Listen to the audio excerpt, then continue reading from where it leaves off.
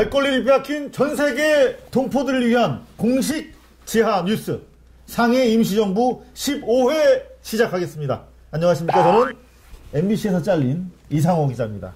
그리고 제 오른쪽으로는 박수 한번 부탁드리겠습니다. 이름 까먹었다. 제 오른쪽으로는 미디어 와치견. 미디어 와치독 월월 감시견 중에서 최고의 견입니다. 얼굴이 가장 큰 미디어 오늘 민동기 국장님 나오셨습니다. 반갑습니다. 네.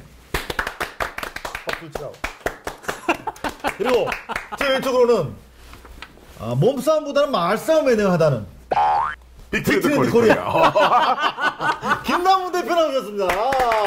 둥근해가 떴습니다. 자리에서 일어나서 뭡니까? 운니 아랫니 새해 밝았으니까 네. 깜찍하게 노래 한번 불러드리려고요. 정말 깜짝하게 노래를 부르죠. 우리가 새해 밝았으니까 네. 보리차라도 한 잔. 이거 술 아닙니다. 예. 보리차라도 한 잔 하시면서 우리가 좀 새해 의지를 한번 다져봤으면 좋겠어요. 컵은 닦는 거죠? 글쎄요. 아니, 잠깐만. 저희가 신년 뭐 새해 복 많이 받으라는 의미에서 올해 자기 사자성어 하나씩 좀 네. 발표를 해보시죠. 가장 미국장님부터. 네. 올해 사자성어 소송 중단. 소송 중단. 소송 중단. 역시 네. 소송으로 또 그렇습니다. 네. 그리고 저는 주지육님. 주지웅님. 사람만 보라도 육님. 고기 숲에서 살고 싶어요. 여하튼 고기를 계속 드실 수 있도록 건강 관리해 주시고 저는 합의 종용. 여하튼 합의가 넘치는 세상이 되요. 그렇습니다. 네. 합의. 네. 소송은 합의가 좋지만 하지만 보도는 또 저희가 그렇죠. 타협을 하면 안 됩니다. 그렇죠. 네. 네. 간단하게 근황으로 토크 시작하도록 하겠습니다. 근황이요? 네. 다음 주 월요일. 네. 공판이 하나 있고요. 어허. 역시 또 재판. 2015년 네. 한 해도 공판으로 시작하는 거예요. 새해를 공판으로 문을 열고 그다음에 뭐 다른 특별한 그건 없고요. 어제 아시겠지만 벨토크 다빙벨 토크 2회 분을 2회 난리 났어요. 난리 났었다고. 김어준 씨를 모셨더니 고정 팬이 있더라고. 그렇습니다. 대박 났어요. 2회는 EJ의 이 작가. 작가님 모시고 했는데 네, 어땠어요? 재미없었습니다. 야, 재미없었다 그러면 어떡해! 편집으로 저희가 커버를 해보겠습니다. 그렇습니다. 편집으로. 네. 허니, 근황 네. 좀 밝혀주시죠. 저는 뭐 근황이랄 것도 없습니다만은 올해 초에 네. 올해 초 첫 강연 요청을 받고 일정을 잡아놨는데 잡았어. 바로 그 다음날 네. 강연 취소 전화가 와서 네? 뭐라고요? 깜짝 놀라서 휴대폰을 떨어뜨려서 이 휴대폰은 뭐예요? 그래서 휴대폰이 고장나서 새로 샀습니다. 산 거예요? 식스 플러스. 이게 무려 무이자 5개월. 1월에 김남훈, 2월에 김남훈, 3월에 김남훈, 4월에 김남훈, 5월에 김남훈이 힘을 합쳐서 이 빚을 갚아야 됩니다. 미칠 것 같아요, 지금. 한번 떨어져서 그런지 어마어마하게 강한 두꺼운 커버를 씌워놨어. 이유가 있었군요. 네, 근황. 슬퍼요. 선배도 뭐 좀 하나 있지 않습니까? 뭐요? 최신 검찰발 소식이 하나 있는데 따끈따끈한 근황이 하나 있지. 또 걸렸어요? 네, 기소됐습니다. 그럼 이번에 89번째? 88번째. 88. 와, 어떤 88. 네네. 맞추시면 안 되지. MBC가 저를 고소한 게 있어요. 제가 지난해가 됐군요 벌써. 그렇습니다. 행복항에서 고발뉴스 생방송을 진행하는 와중에 그때 당시에 MBC가 이제 뭐 유가족들을 공격하는 기사를 썼어요. 그렇죠. 그래서 지금 여러분들이 시청하시는 MBC 보도는 언론이 아니라 지용 기자를 앞세운 흉기입니다. 믿지 마십시오. 이렇게 얘기했다가 그걸 그대로 적어놨다가 고소를 했어요. 저는 이게 문제가 안 될 거라고 확신을 했어요. 왜냐하면 단연간 제가 고소를 당했기 때문에 요거는 기소 안 된다. 왜냐? 저도 명예훼손 당하지 않았습니까? 이게 쉽지 않습니다. 그 정도 가지고. 그래도 견적이 나오잖아요. 이건 아닌데. 이건 안 나옵니다. 거의 이거 변희재급인데. 그렇죠. 법조 전문 출입 기자 아니십니까? 잘 아시잖아요. 변희재가 또 화내려나? 근데 기소를 했어요? 기소했어. 그래서 보니까 이상한데? 명예훼손이 안 되니까 모욕으로. 나 처음이야. 모욕죄. 20년 만에 모욕으로 걸리기는 내가 진짜. 뭐냐면 명예훼손은 나름대로 공적 보도 기자로서의 어떤 직무를 물은 거고 모욕은 자범으로 만들려고. 그렇습니다. 잡범. 예. 아니 근데 기자를 상대로 모욕죄로 이게 기소를 하기가 진짜 그게 쉽지 않은데. 이게 잡범이죠. 그러니까 잡범. 아 근데 또 어제 모욕적인 전화가 왔어요. 뭐예요? 서부지청에서. 예. 그 제가 이렇게 뭐 우무인 좌무인 찍거든요. 피아노 찍는다고 그러잖아요. 네. 근데 조서 다 끝나고 이거 찍는데 하나를 안 찍었나 봐요. 제가 지문을. 네. 난 시키는 대로 다 찍었는데 자기들이 실수로 하나를 안 찍은 거야. 그래서 와서 좀 찍어달래. 그래서 무슨 좋은 일 있다고 그냥 구속을 하시든가 아니면 나중에 재판 받을 때 법정에 와서 받아가세요. 그 자기들이 잘못한 걸 가지고 또 오래는 거야. 아니 너무 모욕적이었어요. 이렇게 또 저희가 근황을 소송 얘기했으니까. 네. 소송? 아니 그냥 저는 없어요. 무슨 소리예요. 소송 얘기해서 건강 얘기 좀 하시죠. 괜찮으신 거죠? 건강 얘기. 건강. 저희가 안 하면 또 섭섭합니다. 그러니까 건강 때문에 저희 상임시정부 시청하신다는 분들이 제법 돼요. 그렇습니다. 네, 건강 상당히 이제 감칠맛이 있습니다. 혹시 뭐 진단받은 거? 저는 이제 작년에 벌써 작년이네. 이 작년이 이게 그래요. 시간 감각이 네, 없습니다. 제가 하나 이렇게 받은 게 있지 않습니까? 그거 이제 2월달 안으로 한번 혹시 이상이 재검. 없는지, 그거 한번 이제 한번 체크를 하러 가야 됩니다. 예정은 가급적 얘기하지 말고 그렇습니다. 있었던 걸 우리가 위주로 한번 얘기해 봅시다. 네. 저도 다음 달 정도에 종합건강검진 한 번 더 받으려고. 저는 다음 주 월요일 날 그러시구나. 명승건 박사님이 계신 국립암센터로 암센터 그러면 약간 찝찝하긴 한데 건강검진 받으러 갑니다. 그래서 이상이 없으면 저녁에 술 한잔 하기로. 그날 먹는 거였어요? 이상 있으면 바로 구속. 병실로 바로 병실로 구속. 그런 상황이 되겠습니다. 지금 조금 전에 벨토크 얘기를 좀 하셨는데. 네. 벨토크 분위기만 맛배기로 한 건 잠깐 보여드릴까요? 재미있게 만든다니까. 그런 내용이었습니다. 네.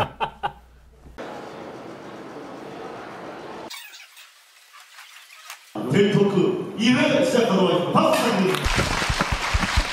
대부분이 조보감 죽여라 그러고 진보당 해산해야 된다 그랬거든요. 와 씨발 내가 뭐 하긴 하는구나 진짜. 링벨이 절대선이라고 얘기를 하는 사람은 아무도 없습니다. 언론에 대해서 그런 잘못된 보도가 나왔을 때 쏘갔네요. 이럴 줄 알았으면 돈 바꿀 건데. 욕을 편하게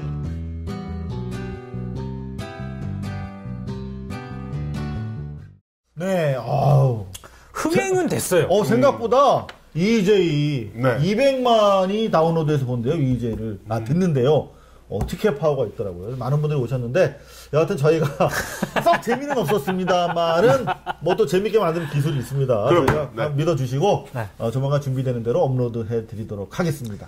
벨토크 2회 얘기를 해서 망정이지, 지난번 벨토크 1회 때문인지, 아니면 상해 임시정부의 콘텐츠 경쟁력 때문인지, 드디어 순위권. 탑10 안에 이른바 순위권으로. 네. 그것도 무려 6위! 6위. 지금 제작진이 같이 박수 치고. 저희가, 네, 제작진이 박수를 쳤습니다. 저희가 이제 순위에 연연하는 그런 얄팍한 사람들은 아닙니다만. 여전하잖아요. 그런 의미에서, 밤마다 캡처해가지고 텔레그램으로. 그런 의미에서 저희가 팟빵에서 있었던 팟빵 어워드. 여전하잖아. 팟빵 어워드 결과를 혹시 모르시는 분들이 계실지 모르니까 간단하게 좀 정리를 해드리겠습니다. 역시. 네. 올해 팟캐스트. 셉니다. 역시 EJ. 어제 보니까 티켓 파워가 있더라고요. 네. 김어준. 파파이스. 벨토크를 이분들을 다 모시고 했잖아요. 그러니까요. 대단합니다. 네. 그리고 3위가 국민TV. 뉴스케이. 뉴스케이. 지금 내용을 앓고 있습니다만 한 해 동안 열심히 달려서 3위 했어요. 대단한 겁니다. 4위 정봉주 정도사 전국구. 5위 그것은 알기 싫다. 이렇게들 차지했는데 이건 일종의 인기 투표의 형식입니다만 사실 저희 같은 경우 상임시정부 같은 경우에는 11월에 시작을 했어요. 1월 달부터 했으면은 6위 없나요? 이거 한번 지어볼까요? 안 되네요. 자, 올해의 팟캐스터 진행자 부분인데 1위 김어준, 2위 이박사와 EJ, 3위가 돼지 목사, 김용민 씨. 4위가 정봉주, 5위가 5위가 거의 턱걸이! 근사한 성적으로 우리 상해 임시정부가 올라왔습니다. 그런가 하면은 말 꺼낸 김에 올해 참신상 1위가 불금쇼, 네. 2위가 새날, 새날. 상당한 기염을 토했어요. 네. 이게 의외네요. 3위가 지대 넘겼 뭐 이런 지적 대화를 위한 넓고 얕은 지식. 4위 파파이스, 5위 팥짱이 2%의 지지를 얻어서 네. 참신하다는 5위에 선정이 됐네요. 사실 오마이뉴스가 그쵸. 야심차게 시작을 했는데 그래도 5위에 네. 당당히 턱걸이를 했습니다. 그런가 하면 신인상으로 진주권 문화다방, 2위 지대 넘얏, 3위 정영진 불금쇼, 4위 이건 잘 모르겠고 기부스, 5위 진우션의 션 씨가 하는. 그래요? 네, 진우션의 션. 그 션이야? 네. 좋은데요. 여하튼 저희가 보여드리는 이유가 이 팟캐스트가 대한 매체의 사실은 온상입니다. 산실인데 그만큼 많은 다양한 좋은 프로그램들이 생겨나고 있다는 걸 우리가 좀 알고 좀 널리 좀 알려달라 하는 취지로 말씀을 드렸습니다. 사실은 이 팟캐스트 한 200에서 한 350만 정도가 청취하시는 걸로 저희가 알고 있는데 500만이 넘어야 그렇죠. 유의미한 매체로서 이슈도 만들 수 있고 관련 기사도 나오고 합니다. 그래서 한 분씩만 더 팟캐스트, 팟빵이든 어디든 팟캐스트를 좀 권해주셨으면 하는 그런 기대를 한번 같이 나눠보게 됩니다. 그리고 팟빵 그 검색 사이트에서 과이언맨을 치시면 과이언맨? 네, 제가 나오는 프로그램이 있으니까 그것도 좀 관심을 살짝 한번 얹어봤습니다. 네. 네, 좋습니다. 살짝 무겁게 느껴지는 자, 다이빙벨 관람 후기를 시작으로 우리 소중한 우리 시청취자 의견 한번 종합해 보도록 하겠습니다. 세이님. 네, 지친 마음에 다시 불을 당겨주는 기억을 되살리고 더욱 명확하게 해주는 감동도 주고 재미도 있는 진실한 다큐 영화 정말 잘 봤습니다. 이렇게 올려주셨네요. 그런가 하면 프리님도 네, 세월호 참사에 대해 차분하게 되돌아보게 해주는 영화, 반복되는 참사에도 위기 대응 매뉴얼, 시스템 없는 정부와 언론에 대한 비판의 메시지가 무겁게 다가온다.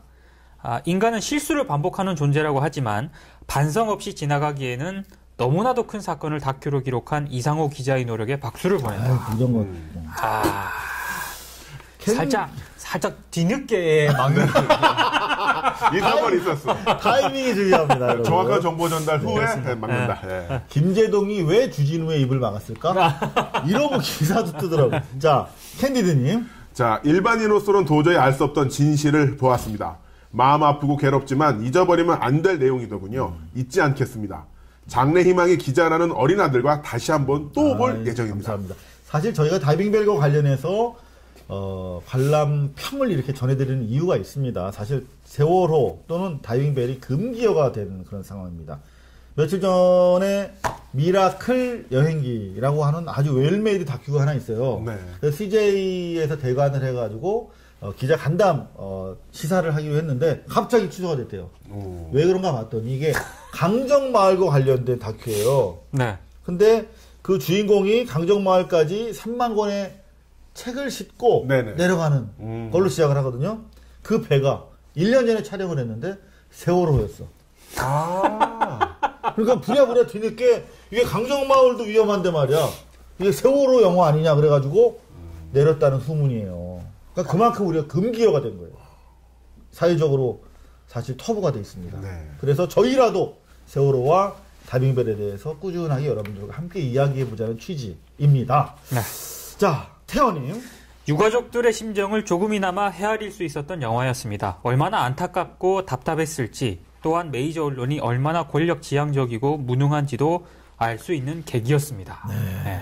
지난 방송과 관련된 시청자 의견으로 넘어가도록 하겠습니다. 눌림. 민국장님, 옥성뉴스 너무 좋아요. 목소리도 귀에 쏙쏙 들어오네요. 이상호 기자님, 김나무님 모두 힘내시고 좋은 방송 부탁드립니다. 저는 민국장님한테 여쭤보고 싶은 게 있어요. 네. 우리 게시판을 우리가 자주 들어와서 보거든요. 네. 그러면 민국장님 웃음소리와 관련된 찬반 논란이 무지하게 많아. 그렇습니다. 그거 보시면서 어떤 생각하세요? 저는 이미 한번 경험을 했습니다. 어디서요? 그 미디어 토크 할 때 초창기 때 엄청나게 비난을 많이 하셨어요. 웃는다고? 그래서 김용민 PD가 한 번은 그러더라고요. 농반 진반으로 아니 웃는 사람한테는 침도 안 뱉는데 왜 이렇게 욕을 많이 하실까요? 그러더니 한 4회 때부터 네. 게시판에서 저를 비난하는 단어가 사라졌어요. 그러니까 제가 그냥 하는 게 아니고요. 그냥 웃겨서 웃는 거예요. 웃겨서 웃는 거니까요. 네. 너무 뭐라고 하지 마세요. 근데 정말 이 에너지입니다. 긍정적이고 낙관적인 즐거운 에너지가 사실 같이 방송하다 보면 저도 전염이 돼요. 그렇죠. 더군다나 또 옥성 뉴스를 하면서 얼마나 많은 내상을 입으셨겠어요. 그 신문들을 줄쳐가면서 읽으시면서 스트레스 받죠. 웃어야죠. 웃으세요. 여러분들 좀 거슬리시더라도 마음을 여시고 함께 웃다 보면 좀 거슬리는 부분도 클로징이 안 된다 이게 마무리가. 그렇게 거슬리지는 않는데. 그죠? 근데 그런 글들이 있어서 지금 드리는 말씀이에요. 칭찬하는 글들이 좀 많고요. 저를 이제 좀 이어폰 쓰고 끼고 듣다가 제가 이제 갑자기 웃거나 이러면 이렇게 하시는 분들이 있어요. 그러면 갑자기 웃지 말고. 그렇죠. 처음부터 이게 작게 시작해서 크게. 아니 근데 제 웃음소리는 김남훈 대표하고 이상호 기자에게 책임이 있습니다. 두 사람이 웃겨서 그래요. 두 사람이.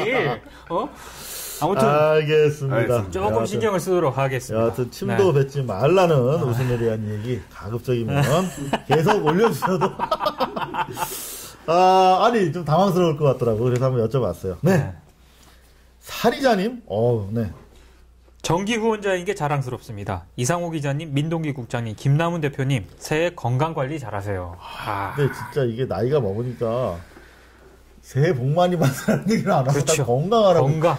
인사 건강하시냐고 그러고 아직은 저희 청춘인데. 자, 트램 PJH님. 이상호 기자님 항상 후원을 못해 안쓰럽습니다. 이번 새해 저의 작은 희망 세 가지 중 하나가 이상호 기자님 후원하는 겁니다. 꼭 지킬게요 라고 하셨네요. 후원하니까 또 생각나는 게 있습니다. 네. 제가 그동안 고발뉴스로 후원 안 했더라고요. 진짜니? 네. 김남훈은 하는데. 그래서 2000 심지어는 작년에 제가 책을 내니까 광주에서 여고 선생님을 계신 분이 저한테 뜬금없이 100만 원을 입금하셨어요. 그러면서 나를 후원하고 싶다고. 그래서 제가 이 돈은 내가 받을 수 있는 돈이 아니다. 그래서 국민TV, 고발뉴스, 또 EJ, 뉴스타파 이렇게 나눠가지고 25만 원씩 제가 송금을 다 한 적이 있습니다. 제가 그런 사람입니다. 저 2015년 1월부터 고발뉴스 후원에 들어갔습니다. 이야. 제가 정말. 솔. 아니 근데 감사합니다. 사실은 저희가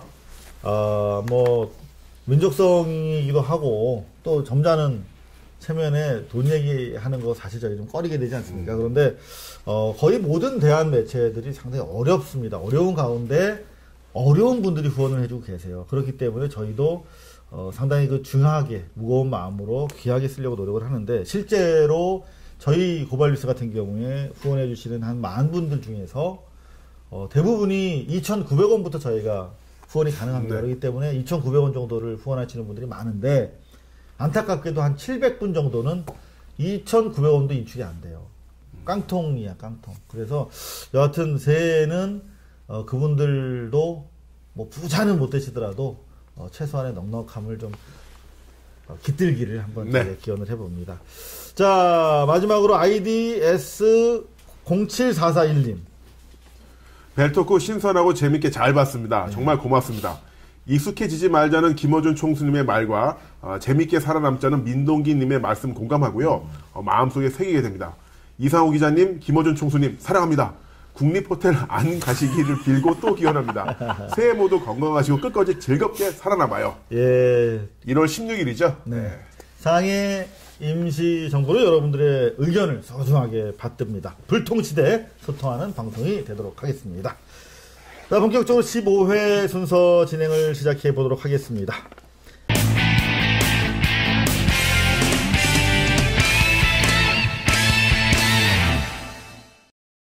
알 권리를 빼앗긴 전세계 동포들께서 이 뉴스만은 꼭 알아주셨으면 하는 내용을 담았습니다. 발뉴스 위크 시작합니다. 저희 고발뉴스 보도 중 최고 조회수를 기록했거나 SNS 반응을 종합해서 엄선을 했는데요. 조회수 높은 순 1위를 기록한 기사입니다. 문장원 기자가 쓴 기사인데요.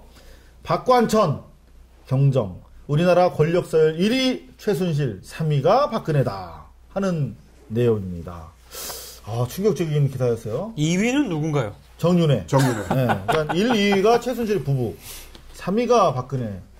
박근혜 씨가 결국은 꼭두각시다. 이들의. 그렇죠. 이런 내용이에요. 충격적인 기사가 아닐 수 없습니다. 우리가 물론 부정선거가 있었지만 그래도 형식적으로 민주적 절차를 통해서 뽑은 대통령이 사실은 꼭두각시다. 이런 충격적인 내용이 다름 아닌 동아일보에 게재가 됐습니다. 동아일보 참 희한한 기사예요. 그렇죠. 희한한 기사인데 검찰 수사 과정에서 전해졌다라고 하는 형식인데 박경정이 검사에게 이런 얘기를 했다는 거예요. 우리나라의 권력 서열이 어떻게 되는 줄 아십니까? 다 했다는 거예요. 네. 그러면서 최순실이 1위, 남편인 정윤회가 위이며 박근혜 대통령은 3위에 불과하다 이렇게 주장을 했다고 합니다. 자, 그러면 가장 중요한 게 어떤 이유, 어떤 근거를 가지고 이런 얘기를 했을까거든요. 분명히 동아일보 기자는 그 검찰 관계자로부터 그 근거까지 얘기를 들었을 겁니다. 그렇죠. 그런데 근거는 안 나와요. 다만 이런 황당한 내용, 구체적이고 설득력 있는 근거를 대지는 못한 것으로 전해진다는 거예요. 그렇죠. 자, 그러면 동아일보가 쓰지 않은 구체적이고 추상적이고 설득력 없는 근거는 뭐였을까? 뭐였을 것 같아요? 고발뉴스를 보면 나와 있어요. 동아일보가 차마 쓰지 못한 얘기를 저희가 상해 임시정부 11, 12회에서 네. 말씀을 드렸는데 아마도 그 이유가 이 이유일 거다 이렇게 생각이 돼요. 여러분들 다시 기억을 환기시켜 드리면 자, 김형욱 회고록. 그렇죠. 당시 정보통이었습니다. 김형욱 회고록에 따르면 유경수 여사가 돌아가시고 나서 당시 사이비 교주였던 태자마마 최태민, 바로 최순실 씨의 아버지인데 네. 최태민 교주가 편지를 보냅니다.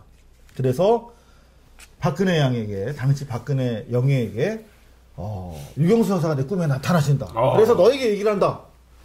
내 목매한 딸을 보살펴달라. 이런 걸 뭐라고 그러죠? 현몽. 꿈에 나타나서 어떤 계시를 하는 거. 현몽이 왔다. 그러니까 어떻게 해요? 만났습니다. 청와대에서. 그래서 그 이후의 관계를 유지를 해왔어요. 목사가 아닌 태자마마. 사이비 종교 지도자와. 네. 자, 그런데 당시에 저희가 11, 12에서 썼던 기사는 바로 이런 내용을 담고 있습니다. 뭐냐면 최순실 씨가 박근혜 대통령의 취임식 때 입을 한복을 장만해주는 것을 포함해서 대소사를 챙겨왔는데 주변 목격자들은 최순실 씨가 박근혜 대통령에게 자신이 꾼 꿈을 이야기해줄 정도로 돈독한 것으로 보인다. 이 얘기를 무슨 말인지 모르는 거야, 사람들은. 자신이 꾼 꿈을 이야기해줄 정도로, 그러니까 현몽, 계시를 전해줄 정도로 돈독하다. 김용욱 회고록이 정말 진실이라면 아직도 현몽을 통해서 사이비 교주의 역할을 하고 있는 거야. 아버지에 이어서. 너무 무시무시한 얘기인데 이거 편집할까? 아니, 김용욱 네. 회고록에 따르면 그렇다는 거고. 그렇죠. 그 340만 원짜리 한복이 들어가는 과정을 지켜봤다는 목격자들의 발언에 따르면 실제로 이렇게 현몽하는 거를 봤다는 거예요. 야, 그러니까 정말. 저는 이 박관천 경정 이 얘기를 동아일보가 아마 못한 것 같아요. 그렇죠. 네. 실제로 이제 동아일보는 황당한 내용이라고 그렇게 황당하지. 평가했을 수도 있고. 네. 근데 아니면 이게 그 문장 자체가 일종의 흔히 네티즌 용어로 쉴드라고 할 수도 있겠죠. 근데 박관천 경정이 이 경찰관 생활을 나름 오래 했지 않았습니까? 오래 했죠. 바보가 아니에요. 바보 아니죠. 나름 이런 판단을 한 근거가 있는데 저는 고발뉴스 내용도 그렇고 상해 임시정부에서 방송했던 그런 내용도 그렇고 다 종합적으로 이 판단을 해보면 그만큼 그러니까 권력 서열을 1위라고 최순실을 지목을 했을 정도면 박근혜 대통령이 최순실과 정윤의 얘기를 그만큼 다른 사람보다 많이 듣는다는 거죠. 많이 듣는다. 네. 그걸 딱 드러내주는 거라고 봐요. 실제로 그럼에도 불구하고 검찰은 청와대가 말했던 찌라시라고 하는 수사 지침으로부터 단 한 발짝도 반발짝도 벗어나지 못했습니다. 박지만, 박경정 같은 경우는 박지만 전문가예요. 그렇죠. 박지만을 출입하고 그 주변에 대해서 접촉이 되는 거의 유일한 사람이었습니다. 네. 그런 전문가가 아마도 박지만으로부터 충분한 이야기를 듣고 아마 이런 정황을 파악을 했을 텐데, 박지만이 어떤 역할이었느냐. 한마디로 사이비 교주 최태민을 선량한 누나로부터 떼어나기 위해서 30년 이상을 공들이고 투쟁해 왔던 사람이에요. 그 집안 내에서. 그 예전에 노태우 정권 때는 탄원서도 쓴 적 있잖아요. 뭐라고 썼죠? 그때 우리 누나 좀 도와달라고 대통령께서 사이비 교주 때문에 힘들어하니까. 그러니까 여러분들 충분히 행간을 읽어야 되는 시기가 아닌가 이렇게 생각이 됩니다. 두 번째, 나혜윤 기자, 미녀 기자 나혜윤 기자가 쓴 기사입니다. JTBC 보도인데요. 검찰이 청와대 회의 없었다라고 발표에 대해서 JTBC가 한경희의 육성 증언을 공개했다 하는 그런 내용이었거든요. 네. 자, 이 보도 보셨습니까? 봤죠. 네. 그러니까 어차피 이게 지금 검찰 수사 결과 발표 자체가 거의 대통령 지침에 따른 수사 결과를 내놨잖아요. 그래서 이제 묻혀가는, 그대로 따르는 그렇습니다. 거의 묻혀가는 이제 판을 접으려고 하는 그 타임에 JTBC가 아마 계속 본인들에 대해서 지금까지 육성 증언 공개는 안 했거든요. 그러니까요. 예, 전원을 통해서만 히든 카드를 가지고 깠는데 이제 까버렸죠 이거를. 자, 이 내용이라는 것은 바로 이런 내용이에요. 어차피 부딪히면 결과가 나오기 전에 이거 터트려야 되는데, 이거를 터트린다는 거는 이제 회유 받았다는 걸 터트려야 된다는 그렇죠? 것인데, 종결된 다음, 그러니까 뭐 기소가 되거나 아니면 무혐의가 되거나 이 검찰 사법 처리가 끝난 뒤에 터트리는 게 나을까 하도 고민하는 내용. 그리고 하나 첨가된 것은 내가 어디에서 발붙이고 살아. 날 가만 놔둘 것 같아? 네. 그래도 내가 하고 싶은 말은 하고 죽어야겠다. 이게 상당히 압박감을 느끼는 가운데 고민했던 흔적이 역력한데, 이게 이를테면 그 동료 최경락 경위가 자살하지 않은 가운데 나왔던 진술이라면 한 사람의 돌발적이고 예측 불가능한 그냥 심리 상태라고 볼 수도 있는데, 그쵸. 이런 유사한 진술을 하고 최경락 경위가 사망한 이후에 한모 경위가 똑같은 얘기를 하고 있잖아요. 네. 그렇죠. 그러면 이건 어마어마한 청문회 이상의 게이트가 돼야 될 그런 사안인데, 이런 내용이 JTBC라고 하는 공적 언론에 의해서 발표됐음에도 불구하고 아무런 반응이 없어. 안 봤죠. 조용해. 타 언론사에서도 이 보도를 별로 안 받았어요. 정말 놀라운 일이에요.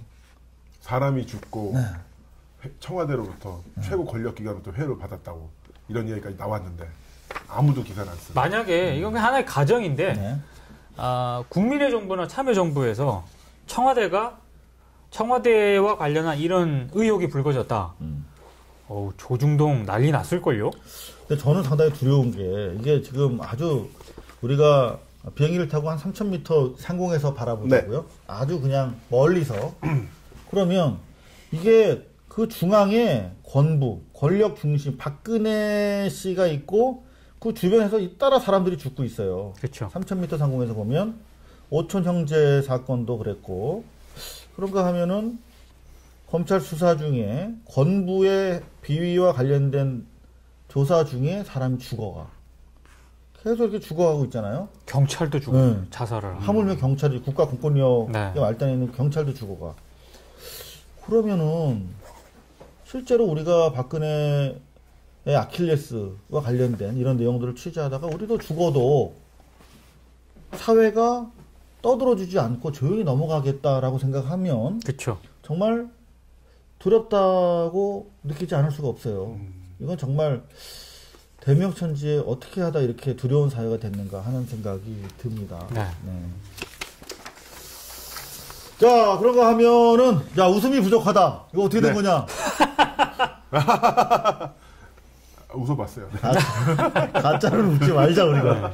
다음이 노엄 첨스키 교수님. 잠시만요. 배터리가 빠졌어. 아니, 잠깐만, 너 말 안 하고 있는데. 네, 나혜윤 기자의 기사인데요. 노엄 첨스키가 누군지 아세요? 아주 그 세계적인 석학으로만 알고 있죠. 이분이 네. 그 교수님이신데 어느 학교 교수님인지 아세요? 뭐 뭐 인문학부 아니겠어요? 네, 한번 읽어봐 주세요. 발음을 제대로 하는 분을 아직 거의 못 봤어요. 네. 이 학교 이름은. 그냥 매사추세츠 공대. 그냥 MIT라고 하시죠. 자, 한번 다시 한번 읽어요. 매사추세츠 공대. 네. MIT. MIT 교수님이신데, 주진우, 김어준에 대한 기소는 언론 자유에 대한 공격이다. 이런 취지의, 기사가 많은 분들의 댓글, 그리고 조회를 기록을 했습니다. 자, 지금 주진우, 김어준 씨, 1월 16일. 1월 16일 날 이제 2심 판결이 나오는데요. 네. 1심 같은 경우는 국민참여재판을 통해서 무죄가 나왔는데 2심은 일반 법정에서 진행이 됩니다. 그런 상태에서 그 재판관이 판사가 원래 작년 12월에 판결 내리고 했었는데 판결 내리는데 부담이 있다. 본인이 진짜 그렇게 이야기를 했어요. 그러면서 연기를 했고 1월 16일 날 나오는데 뭐 판사가 부담스럽다고 얘기하는 거 참 부담스럽네. 지금 부담스럽다고. 판사님 왜 그러세요? 이상하네. 저 도둑이 있는데 잡는 게 부담스러워. 그 경찰이 불을 막 타는데 소방관이 저거는 부담스럽다. 걸면 걸릴 것 같은데요. 그래서 지금 딴지일보 측에서는 아무래도 뭐 일단 유죄가 나오지 않을까 이렇게 예상을 하긴 하는데 강도는 좀 모르지만 네. 분위기, 사회적인 전체적인 네. 수구화, 그렇죠. 수구 기득권화가 강화되고 있기 때문에 지금 뭐 헌재에서 정당을 해산하는 일로 그렇죠. 서로 만약에 난 가결이 되더라도 한 5대4 이 정도 그렇죠. 마지나락이 될 줄 알았는데 8대1이 됐단 말이에요. 이런 판국에 충분히 2심에서는 유죄가 나올 수도 있다는 생각이 저도 우려가 돼요. 그러니까요.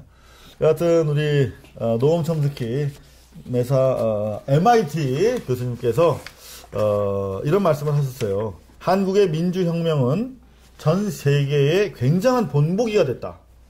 87, 60혁명 말하는 겁니다. 네. 안타깝게도 이런 성취들이 현재 훼손되고 있다며 주진우와 김어준 이 두 언론인들에 대해 명예훼손 기소는 언론 자유에 대한 심각한 공격이다.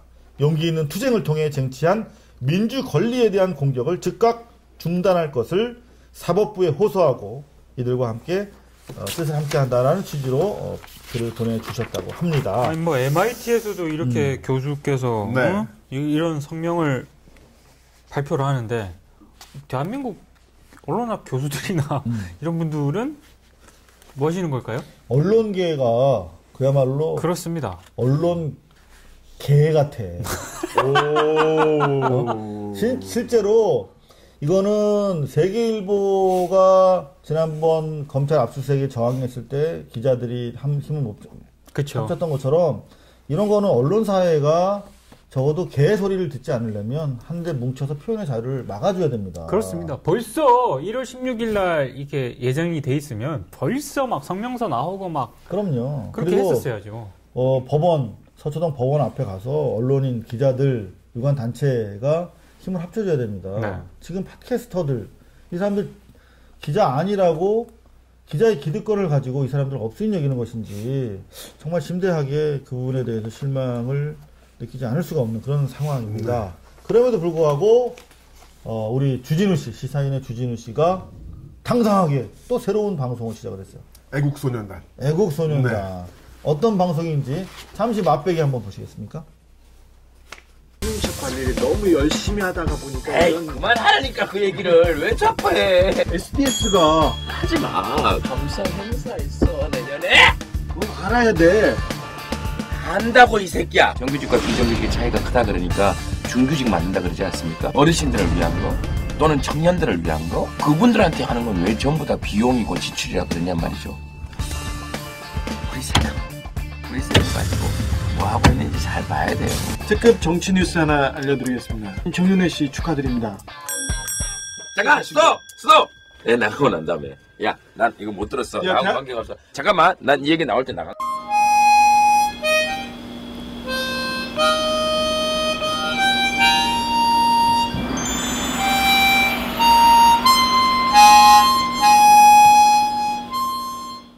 네, 바로 이겁니다.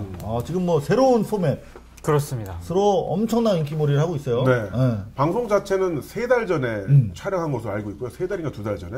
근데 이제 뉴스 펀딩 시스템 거기서 했대. 저기 안가에서 했어요. 안가. 네. 이제 안가에서 네. 찍었다. 네. 했는데 뉴스 펀딩으로 모금하게 돼 있는데 모금액 목표가 1억 원이었거든요. 근데 방송 첫 회 올라오고 며칠 만에 1억 1천만 원인가? 6일 만에 1억 3천. 네, 1억 3천 달성을 했어요. 그래서 그거를 돌려주기로. 아. 너무 많이 와서 네. 김재동 씨가 원래는 그걸 가지고 국내외를 다니면서 강연도 그렇죠. 하고 토크 그러고 콘서트. 했다는데 네. 어떤 식으로 기부를 하겠다는 입장을 밝혀왔어요. 고발뉴스에 기부해도 좋은데. 정말 사랑해. 강주희 기자가 제주 항공 여객기가 청주공항에 임시 착륙했다는 기사를 썼어요. 네.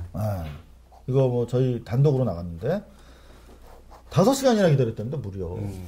그런데 중요한 것은 그 괌인가 출발하기 전부터 계속 지체가 됐는데 하필이면 또 인천에 왔더니 안개까지 낀 거야. 청주에 왔는데 거기서 버스로 올라왔대요. 근데 얼마 줬는지 아세요? 얼마나 줬습니까? 10만 원. 그런 기사였습니다. 그런가 하면은 탤런트 박영규 씨가 KBS 연기대상을 받았는데 소감에서 세월호를 언급해서 많은 박수를 받았다 하는 얘기가 네. 또 많은 여러분들의 사랑을 받았어요. 지금 세월호와 관련해서 이야기하면은 찍히는 이른바 사회적인 금치고가 되고 있는데 박영규 씨 정도전에서 이인임 역으로 그렇죠. 호평을 받았는데 자기 아들이 이제 비운에 사망을 했어요. 미국에서 예. 들어가시죠. 아, 이 부분 인상적이네요. 예. 내가 열심히 갈고 닦아서 빛이 나면 그 빛이 하늘로 가서 아들이 아빠를 보고 싶을 때 언론 찾아보라고 그렇게 눈에 띄기 위해서 열심히 살았다 노력하며 이런 말씀을 하시면서 카메라 이쪽으로 좀 주세요. 주민 좀 주세요. 그러고 세월호 가족 여러분들 우리 용기 잃지 말고 내년에도 힘차게 삽시다. 이런 유가족들을 위로하는 말씀을 하셨다 그래요.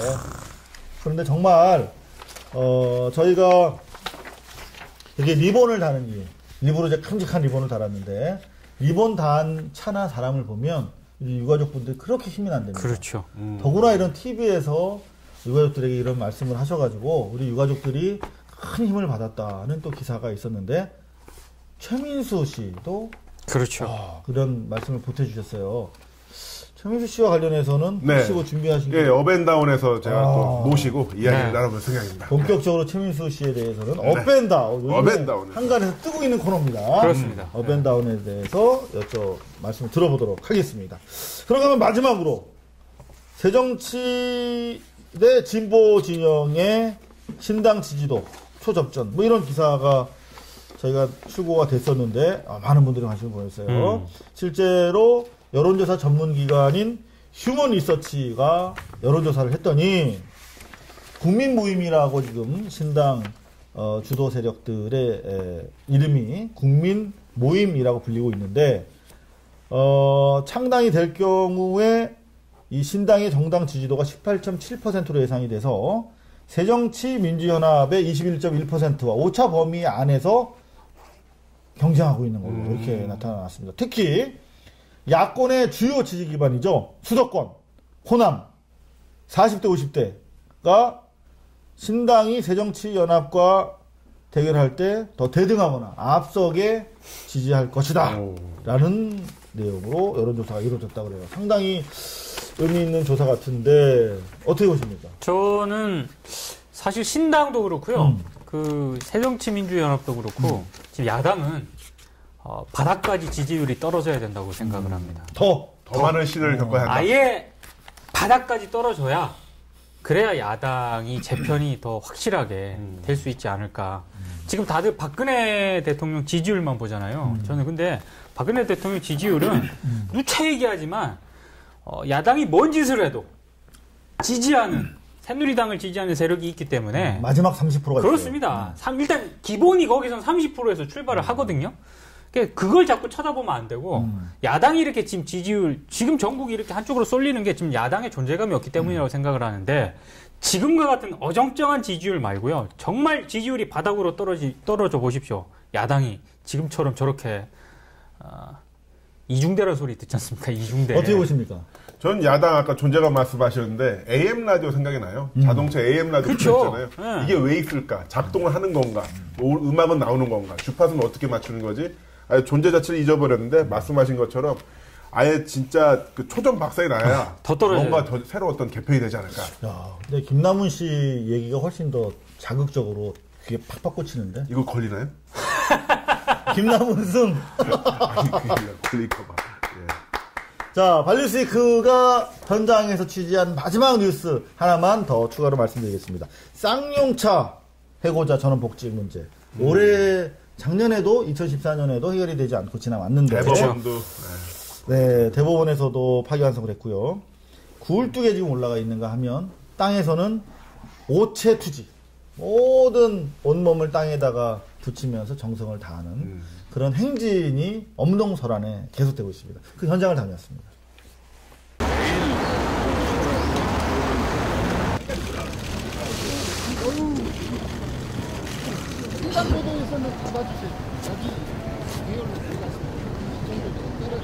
쌍용자동차에서 26명의 동지와 가족이 세상을 등졌습니다. 그러나 쌍용자동차 회계조작가 정례고 부부들이 맡은 이 지시에 대해서 지난해 대법원은 우리 노동자의 눈물을 닦아주지 않았습니다. 정규직 2,646명 그리고 비정규직 300명을 포함한 3,000명의 이 정예고는 무엇이냐? 이 사회가 이 대한민국에서 이 자본이 얼마큼 이 정예고 제도에 대해서 악용하고 남용한지 그 분명한 사례를 보여주고 있는 거 아니냐라는 얘기를 했습니다. 저희들은 이 쌍용자동차의 해고자의 문제를 정권과 자본에 호소하고 옵사하는 것이 아니라 시민들에게 그런 문제들을 알려낼 것입니다. 그리고 가는 구간마다 우리가 더 당당하게 이 문제에 대한 해결과 대책을 요구하는 그런 오체 투지를 진행할 것입니다.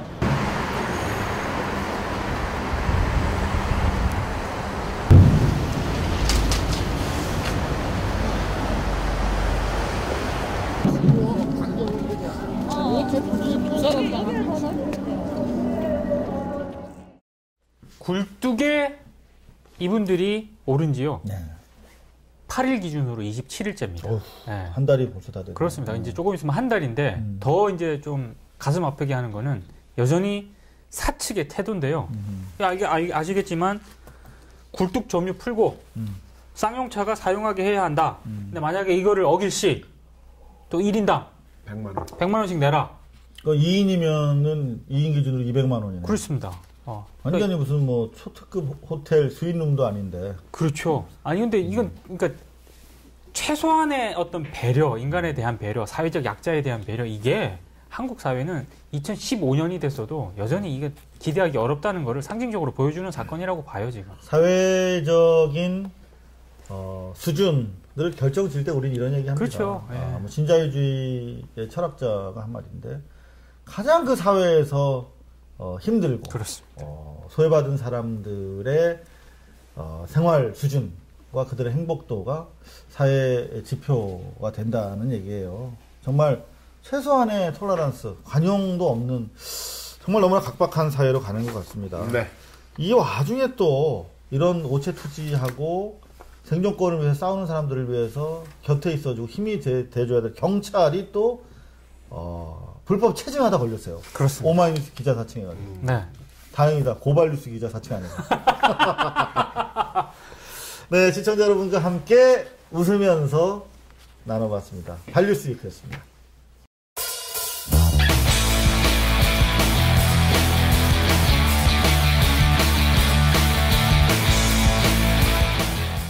언론 와치도 감시견 중에서 얼굴이 가장 큰, 가장 많은 용량을 담고 있는 것으로 추정되는 네. 민동기 국장.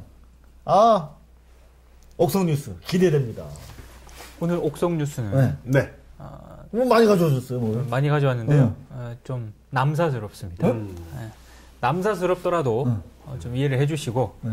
어떤 내용이길래 남사? 제가 제보를 했습니다. 그렇습니다. 네. 이거는 꼭 한번 다뤄주셨으면 좋겠다. 그래서 제가 원래 남사스러운 뉴스 전문이잖아요.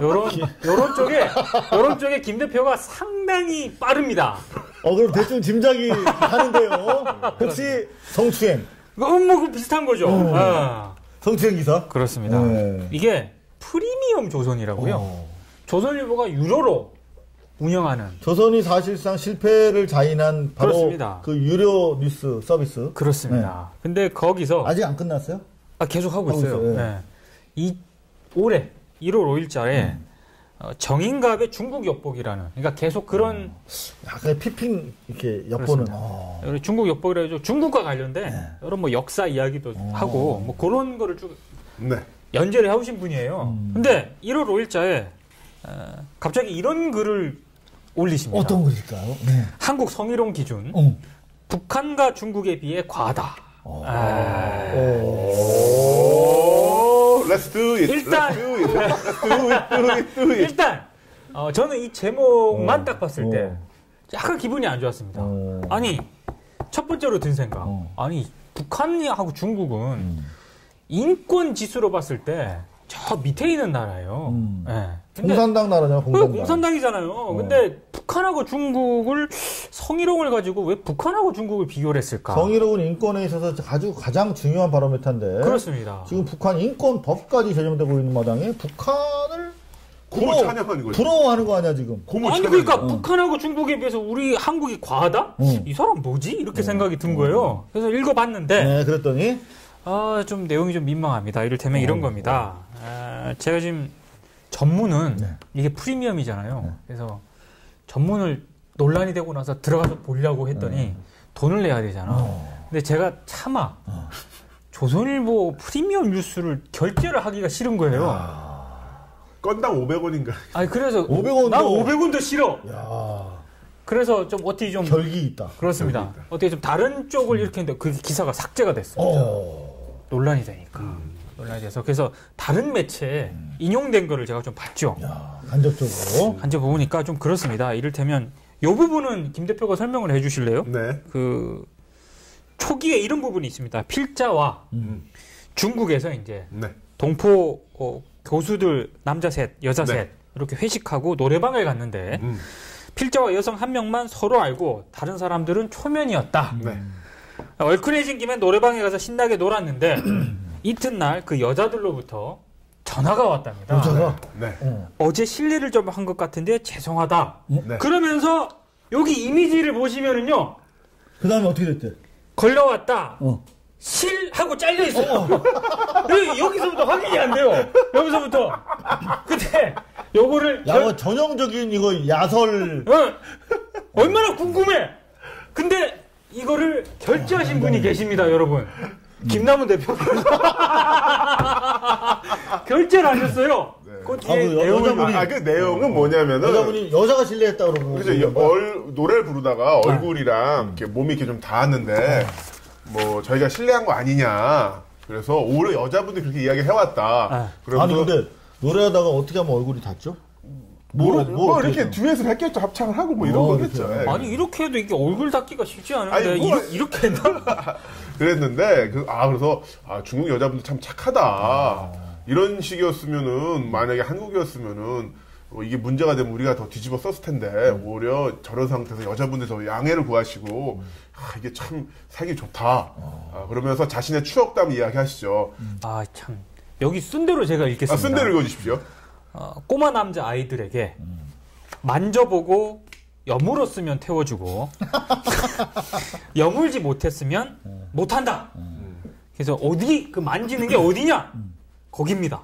여러분들이 생각하시는 거기. 아이들 꽃이. 그렇습니다. 그래서 이 정의산 이사장님께서 하시는 얘기가 할아버지가 고추를 만질 때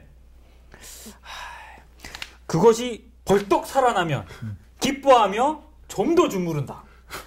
어떤 때는 여자아이가 섞이는 수도 있다. 여자아이들한테도 그렇게 했단 말이야? 여자아이한테는 좀 더 심했어요. 그걸 자기가 한 게 아니라 이제 자기가 당했다는 건가요? 다 했다는 거죠. 예. 이제 그때는 그런 풍경들이 있었다. 당연했다, 그런 게. 그렇습니다. 그러면서 이제 이 기억을 이제 상기를 하면서 얼마나 드라마틱하고 로맨틱한 생활의 진풍경인지 모른다. 로맨틱. 이사장 K 로맨틱. 코리안 로맨틱. 이사장님께서 상해 임시정부를 보실지 안 보실지 모르겠는데요. 이거 성희롱이에요. 성희롱이에요. 큰일 납니다, 이거. 이런 말을 전하면서 로맨틱하다라고 하는 것 자체도 사실 성희롱적으로 좀 느껴지는데. 그렇습니다. 네. 그거를 프리미엄으로 해서 그런 기사를 팔아먹는 거예요. 그래서 그 결론이 뭐냐면 한국 너무 과하다. 성희롱 기준이. 거죠. 이런 식으로 했다가는 한국 남자 살기 힘들다. 근데 북한, 중국에 비해서 과하다고 하면 중국 얘기 나왔는데 북한 얘기도 좀 나왔어요? 북한 얘기도 있죠. 북한에서 어떤 얘기가 있었느냐. 이게 자기가 지금 경험다. 북한을 가보셨나 봐. 그래요. 근데 북한의 청룡열차 앞에서 군인들이 모르는 처녀들이 있잖아. 그래서 농담을 하면서 이랬대요. 막 뭐라고 그랬더라? 정확한 워딩이 여기 있습니다. 나와 나란히 앉으면 꼭 안고 보살펴 줄게요. 이렇게 얘기를 했답니다. 군인들이. 그럼 처녀들이 부끄러워하지만 얼굴 표정은 수긍하는 자세다. 그래서 군인이 처녀의 허리를 슬쩍 끌어안았고 처녀는 살며시 군인의 팔을 밀어버리지만 반감이 없는 표정이었다. 이거는요. 첫 번째 제3자적 시각입니다. 그러니까 반감이 없는 표정이었다는 거는 정 이사장님 생각이고요. 아니 그리고 더구나 자 그렇게 한 번 딱 그런 상황을 봤어. 그렇죠. 그거 가지고 어떻게 일반화해서. 그렇습니다. 그리고 군인 앞에서 어떻게 여자가 씨름 내색을 해요. 그럼 두드려 맞을 수도 있는데. 여하튼 너무나 주관적이고 자기적인 그런 글을 그렇게 올려서 유료로 팔아먹는군요. 근데 바로 논란이 되자 삭제를 했고요. 네. 항상 이 프리미엄 조선 사이트가 대충 위에 카테고리가 이렇게 생겼는데요. 요 정인갑의 중국 엿보기가 글로벌 이걸 클릭을 하면은 우측에 이제 연재하시는 분들 그 카테고리를 별도로 이렇게 해놨습니다. 근데 정인갑의 중국 엿보기 카테고리가 없어졌어요. 그래서 비공식적으로 조선일보 출입 기자한테 이게 어떻게 된 건지 한번 확인을 해봐라. 얘기를 해보니까 카테고리를 없애긴 했는데 이것 때문에 없앤 건 아니다. 라는 입장을 전해 오셨는데 그런지. 그럼 뭐 다른 게 또 뭐 있나? 뭔지는 모르겠습니다. 그런 거 알려면 또 유료로 또 뭐 돈 내고 들어야 되는 거야? 지금 또 검색을 해보니까 그 화석이라고 하죠. 이게 뭐냐면은 기사는 삭제가 됐지만은 네티즌들이 캡처를 해서 개인 블로그에 옮긴 것들이 나오니까 검색해 보시면 나오니까요. 그렇죠. 돈 쓰지 마시고. 연초부터 성뉴스. 약간 핑크빛 에로 성뉴스인데. 그렇습니다. 자, 뭐 성뉴스 더 있나요? 하나 더 있습니다. 그것도 이런 느낌입니까? 그런 느낌은 아니고요. 요거는 약간 연말부터 경제지들이 너나 할 거 없습니다. 이거 매일경제, 한국경제, 파이낸셜 뉴스, 어지간한 경제지들이 다 기업 총수들 이제 사면해야 된다. 이러면서 막 펌프질을 막 해댑니다. 제가 펌프질을 좀 가지고 왔어요. 이런 거 그냥 제목만 슬쩍 언급하고 넘어가셔도 되기 때문에. 제가 들어드릴게요. 자, 한국경제 최태원 처벌 충분. 다시 한번 기회 주자. 박용만 대한상인 회장이 이렇게 얘기를 하니까 콕 집어서 원포인트 사면. 그렇습니다. 일면에다가 이거 관련 기사입니다. 이렇게 한국경제가 3면 위에 상단에 이렇게 기업 팔다리 풀어줘야 경제 산다. 이렇게 또 한 거죠. 근데 뭐 근거 없는 얘기로 이미 드러난 거 아닙니까? 그렇습니다. 이거 매일경제 리더 공백의 SK 중국 충칭 1조 원 사업 놓쳐. 이러면 이제 국민들 겁먹게 만드는 거죠. 1조면 뭐 우리 돈은 아니지만. 근데 이게 연관성이 있는 게 이게 한국 경제가요. 작년 말 12월 29일자인데요. 원래 특별 사설을 일면에다 배치를 잘 안 하거든요. 일면에다 배치합니다. 제목이 뭐냐? 기업 살려도 감옥 가고 망해도 감옥 가는 나라. 근데 여러분들이 아셔야 될 게 한국 경제의 사주가 오너가 누군지 아십니까? 정경련입니다. 정경련. 정경련이에요. 기업들이 만든 자기네 기업의 이익을 사실상 관철하기 위해서 만든 신문인데 모르는 분들은 마치 이게 객관적인 것 같잖아요. 그렇습니다. 근데 기업인들이 만든 신문에서 기업인들 풀어주라고 쓰는 거예요. 그렇습니다. 정말 후한무치하다고 밖에 할 수가 없는. 그리고 네. 또 하나 파이낸셜 뉴스 역시 12월 26일자 작년부터 이렇게 이 펌프질을 해댔어요. 국민 66% 경제 살리려면 기업인 사면 필요. 이러면은 여론조사 해가지고 여론조사 결과 이렇게 나온 줄 아시잖아요. 그거 아니야? 근데 이게 누구랑 함께 있는 줄 아십니까? 누구랑? 파이낸셜 뉴스가 전국 경제인연합회하고 2주 동안 수도권 경제활동을 하는 20세 이상 성인 남녀 100명이에요, 100명. 100명. 정경련하고 함께 했는데 그것도 100명하고 함께 한 거야, 100명. 아니, 그 규모자금. 장난해요, 지금? 여기도 한 10명 있는데. 100명 가지고 조사했어요, 이거. 야. 100명, 100명. 트위터로 여론조사에도 한 500명 할 수 있는데, 야, 진짜 저렴하게, 완전 저렴하게 사진 찍어내, 이거는 조사 표본 자체도 문제가 있고요. 주체에도 문제가 있는. 그러니까 이런 식의 성뉴스를 했는데요. 네. 사실은. 야, 충격적이다. 충격. 역시 우리 한겨레 곽정수 기자입니다. 대기업 전문기자. 대기업 전문기자. 1월 6일자에 이런 칼럼을 게재를 합니다. 최태원 회장이 먼저 해야 할 일. 뭐라고 하느냐? 뭐를 먼저 해야 된대요? 총수의 준법 경영 준수 의지가 무엇보다 선결 과제다. 왜냐? 왜 감옥 갔습니까? 준법 경영 안에서 감옥 갔습니다. 그렇죠. 불법에서 간 거죠. 그러면 앞으로 법을 잘 지키겠다. 이게 먼저 나와야죠. 이런 얘기 아직 없었습니다. 예.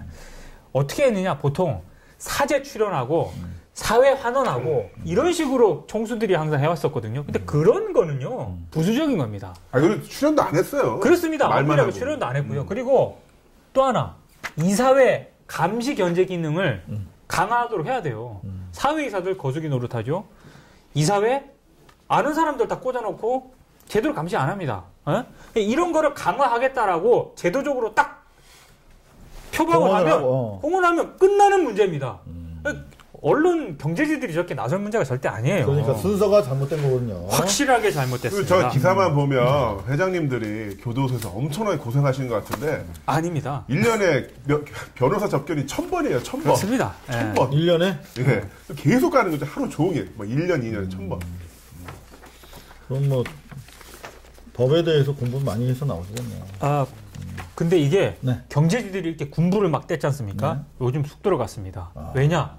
마카다미아. 진짜 뭐 이렇게 MBC가 뭐 이런 여론조사 기관이라든가 다른 데서 여론조사 기관, 아까 파이낸셜 뉴스처럼 100명 말고요. 정말 제대로 한 표본 한 1000명 되는 국민들 대상으로 여론조사를 하니까 반대 여론이 압도적으로 많은 거예요. 그러니까 쑥 들어갔죠, 지금. MBC가 그걸 해서 보도를 했어? 보도를 했습니다. 웬일이야. 2580에서. 2580. 뉴스데스크가. 자, 성뉴스. 혹시 옥뉴스도 준비가 됐습니까? 됐습니다. 옥뉴스. 성뉴스 찾기보다 정말 옥뉴스 찾기 어렵다는 근데 총평이 나 있는데. 근데 옥뉴스 이거는 진짜 한번 읽어보십시오. 이거 서울신문이 네. 저는 여론 뉴스를 대단히 좋아합니다. 어떤 뉴스길래 도무지. 1월 6일자 일면이 이거예요. 이 밑에 하단 광고가 있는데 제목 뭐로 한 거예요, 그러니까? 기자 거지대다. 체험형 저널리즘. 체험입니다. 체험. 그러니까 이걸 한 이유가 있습니다. 대한민국이 지금 빈부격차가 너무 심하잖아요. 이게 어느 정도 심한지를 기자가 체험을 한 거예요. 그래서 기자 한 명은 거지. 누구냐? 서울신문 유대근 기자가 하루 동안 진짜 12시간 국어를 한 겁니다. 12시간 서울역 부근에서 그 찬바람 맞으면서 국어를 직접 한 겁니다. 근데 얼마 얻었대요? 13,110원.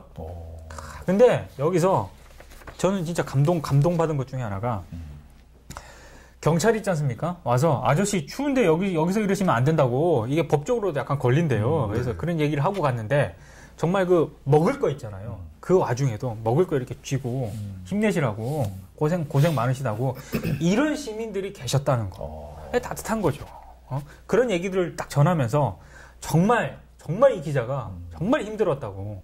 그러니까 이분들에 대한 사회적 배려가 이만큼 절실하다. 맨 마지막에 자기는 이제 따뜻한 물로 샤워하니까 그때서야 좀 살 것 같다고. 근데 거린들은 그렇게 못 하잖아요, 진짜로. 그렇죠. 사회적 관심과 배려가 얼마나 필요한가 이걸 일깨워줬고요. 반대로 저는 이분 되게 부러웠습니다. 송수연 기자. 어딜 가셨느냐? 특급 호텔에 갔습니다. 거지했으니까 진짜 이제 특급 호텔. 럭셔. 1%의 VIP. VIP. 그 최고 호텔을 갔답니다. 323만 원 주고 한마디로 놀 거 다 놀았어요. 놀 거 다 놀고 323만 원 딱 주고 했는데 여기서 이야 정말 저는 깜짝 놀랐습니다. 기사를 읽어보고 오후 4시 3층에 있는 프랑스 유명 브랜드 스파에 갔는데 4시간 30분 동안 받는 얼굴 및 바디 마사지가 79만 2천 원이랍니다. 마사지 받는 데만.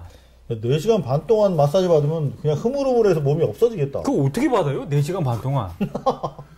아니, 그러니까 이게. 여하튼 근데 취재비 300만 원 가지고 뭐 잘 썼네, 이 사람. 잘 썼습니다. 굉장히, 보시면, 이 자세히 읽어보시면은요, 장난 아니고요. 더더군다나, 요분들끼리 어울리는 그런 클럽 그런 데가 있나 봐요. 거기서는 굉장히 자기네들끼리 동질감을 형성을 하면서, 그러니까 이게 보십시오. 쫙 보세요. 한국 사회에 어떤 분은 12시간 구걸하면서 13,110원 벌고요. 어떤 분은 하룻밤 호텔비로만 323만 원을 버는 사회가 쓰는 사회가 대한민국이고요. 그 뒤에 체험은 아닌데요. 이제 교육 평생 과외를 안 받았어요. 이 자녀. 근데 지금 뭐 영어 얘기하지 않습니까? 영어가 아니고요. 평생 과외를 자녀한테 과외를 가르치지 않는 부모. 10살에 한글을 깨치는 아이들이 있답니다. 이런 아이들이 한국 사회에 아직도 많다는 그런 기사고, 반면 1년 가입비가 5억입니다. 5억을 들였어요. 명문대 합격을 했습니다. 근데 여기서 충격적인 내용이 기사에. 힘들다. 그렇습니다. 전체적인 공부 계획을 짜주는 일명 코디네이터 강사가 있는데 이분한테 월 100만 원씩 주고 따로 붙입니다. 한 달 가입비만 1,700만 원. 대치동. 진짜 그러고 사는 사람들이 있네요. 그러고 사는 실제로 과외비, 사교육비의 그 빈부 격차도 훨씬 심화되고 있다. 그렇죠. 20배 가까이 되고 있다고 하는데 사실은 정말 교육이라는 것은 그렇죠. 사회 불평등이 폭동으로 비화되지 않는 유일한 안전망입니다. 내가 당대에 힘들어도 내 아들은, 내 자식은 좀 낫게 살 수 있다. 그렇죠. 라고 하는 희망으로 그야말로 종교적인 어떤 역할을 하고 있는데, 아버지가 가난하면 내 자식은 아무리 공부를 잘해도 좋은 데가 가기 어렵고, 그렇습니다. 공부 잘하기도 어려운 그런 상황이 돼버렸기 때문에 그야말로 이런 사회에서 더 이상 희망이 있을 수 있는가 라는 문제가 이미 10여 년 전부터 심각하게 제기되고 있음에도 불구하고 아무도 이 문제를 풀지 못하고 있습니다. 그렇습니다. 케이블 텔레비전에서는 연예인 오디션 프로그램 있잖아요. 네네. 그게 전화나 온라인 응모한 사람이 200만 명이래요. 200만 명의 절대 다수가 청소년들인데 어떻게 본다면 뭐 호기심을 하는 사람도 있겠지만 나 이제 공부는 안 돼. 그러니까 자기의 신분을 상승시킬 방법이 저밖에 없다라고 생각하고 끌려 들어가는 거죠. 맞아요. 요즘 말로 사실 일종의 고신 거예요. 그렇습니다. 우리 과거에. 네. 근데 사실 서울신문 이 기사 제가 옥뉴스로 선정을 했잖아요. 제가 새해 들어서 서울신문을 상당히 주목을 하고 있습니다. 그래요? 서울신문이 그동안 약간 존재감이 없었는데 새해 아까 그 기사 보셨죠? 지금 절망의 끝에서 희망을 외치다라는 서울신문이 시리즈를 연재를 하고 있는데요. 첫 번째 시리즈 유민 아빠 김영호 씨. 두 번째 주인공 굴뚝농성 23일째 쌍용차 해고 노동자 김정욱 씨. 서울신문이 왜 이래? 세 번째 C&M 해고 노동자 강성덕 씨. 그리고 네 번째 카트의 실제 주인공. 이거를 계속 4면 시리즈로 내보내고 있습니다. 고맙다. 이거 상당히 고맙고요. 서울신문이 이 기조가 어디까지 갈지를 제가 유심히 보고 있거든요. 일단 여러분들도 한번 좀 지켜봐 주시기 바랍니다. 저희도 유심히 그렇습니까요. 네. 서울신문 이러다 마는 건지 아니면 계속 갈 건지. 여기 찾아오는 거 아니야? 이 기자 거지 되잖아요. 네. 당부는 서울신문 거지 되지 말기를 서울신문 한번 계속 쭉 밀고 가주세요. 지켜보도록 서울신문에 박수를 보내면서 민동기의 옥성뉴스 마치겠습니다.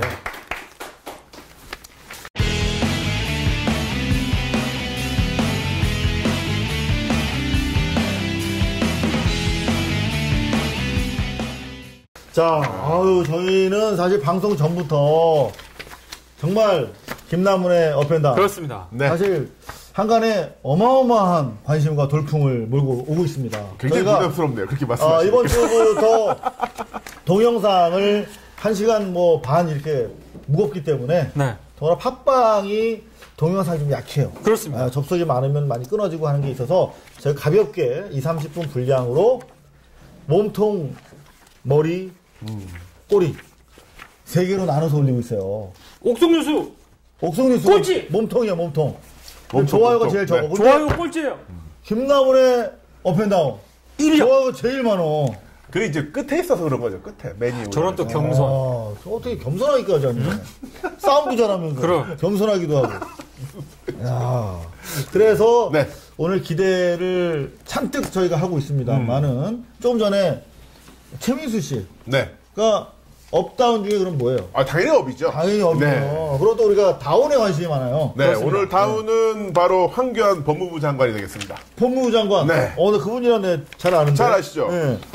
바로 이제 며칠 전에 이 문건 유출, 국정농단 사건이죠. 여기에 대해서 검찰 발표가 나왔었는데 전혀 알맹이가 없는 검찰 발표가 나왔습니다. 즉, 이 검찰 발표만 보자면은 대체 왜 이걸 했는지, 왜 유출을 했는지, 무슨 동기를 갖고 있는지 아무것도 그렇지. 모르는 상태에서 그저 이런 일이 일어났다라고만 하고 또한 이 수사의 내용, 전반적인 내용은 다 그 청와대에서 뭐 거의 가이드라인을 제시해 준 대로 그대로 따라가는 국민 절대 다수가 믿지 않는 내용으로 나와서 이제 다운 인물로 이분을 정말 선정했죠.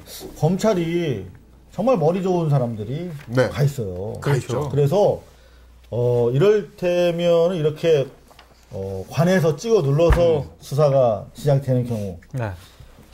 일말의 국민적인 의혹이 제기될 부분에 대해서 사전에 적어도 도상훈련을 해요. 그렇죠. 기자들이 이렇게 물어볼까봐. 그렇죠. 근데 그래서 머리를 그때 씁니다.